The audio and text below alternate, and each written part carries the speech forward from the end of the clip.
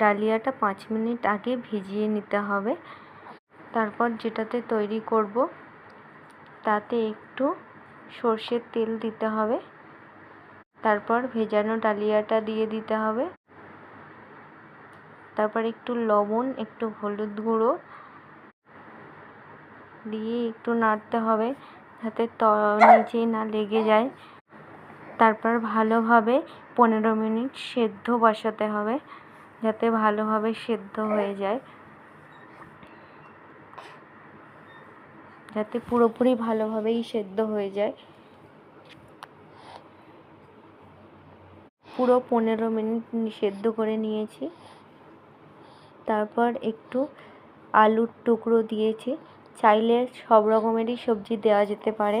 একটু পেঁপে সেদ্ধ দিয়েছি, দিয়ে একটু